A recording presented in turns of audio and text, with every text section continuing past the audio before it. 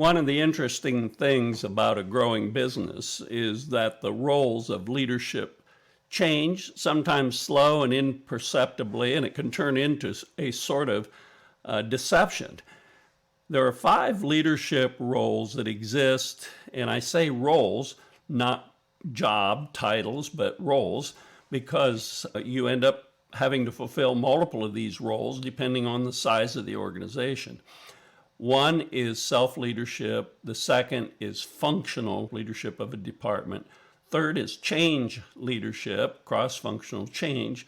Fourth is process leadership, which is also cross-functional but ongoing. And the fifth is strategic leadership. Let's talk about each of these separately. And remember that if you're a one-person organization and you start out creating a new business, you end up doing all 5 of these roles in your head. Then you add a person and there becomes more specialization over time. The first role is self-leadership. What comes to mind is what goes on inside of you. Are your desires, your reason, your mind, and your actions all aligned? Is there integrity to what you say is important to you? Does a person centered in who they are? This results in an individual you can interact with, depend on, build trust. They can fit into an organization and deliver what they promise. That's self-leadership. Functional leadership, on the other hand, is when an organization grows to the point that you end up having a group of people focused on one particular function, sales or marketing, or sales and marketing. And the leader of that group now has a mission that's a subcomponent of the whole organization.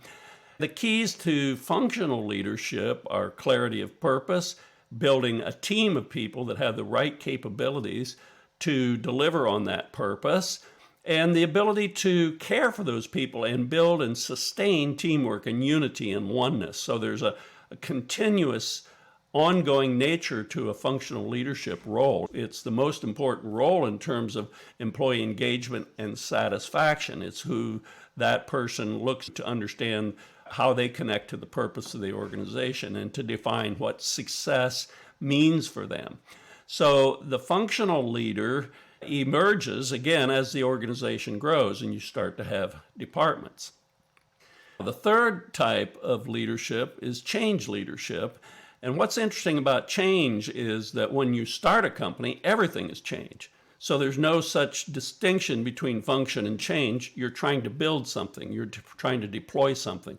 You're going from a state where nothing exists to something exists, so it's all change.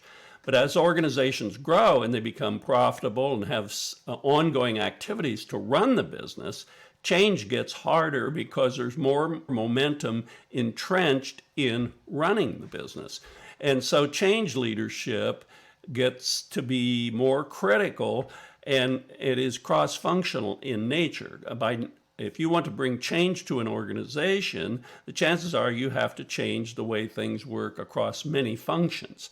So change leadership has to be good at getting multiple functions to work together.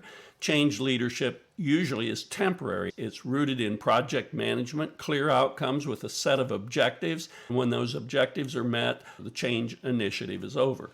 Another dimension of change leadership is making sure that when the change is implemented, it is sustained and becomes embedded into the day-to-day operations. That's the third kind of leadership. The fourth is process leadership. Process leadership is the cross-functional linkage of a value-add chain that delivers something important to clients. It could be an internal or an external client. But that process leadership is like project leadership in that it has to get multiple functions working together. But it's different than a project in that it is ongoing. The process remains in place as long as it's useful to the organization. Process leadership is all about measurement, improvement, and focus on making that process very predictable, delivering high-quality results every time. Process leadership emerges as a counter force to the functional silos that develop as an organization grows. The last kind of leadership we call strategy leadership. It isn't just reserved for the top of the organization. The key difference in strategy leadership is the time horizon and the scope of thinking. So if you're the top of the organization, you're thinking about the whole organization and what emerges over time, over 5, 10 years, thinking ahead of what are we trying to become and what are the moves we need to make to become that.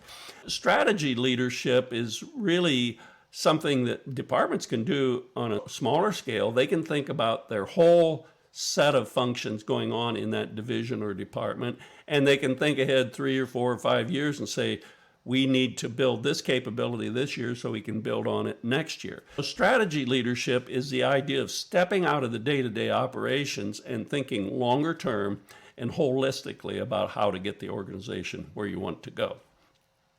To recap, these leadership roles are not job titles. They are different aspects of what it means to lead at different points in an organization. Everyone is a self-leader, and at various times you may be also part of project leadership or process leadership or functional leadership. It just depends on the stage of your career and the stage of the organization.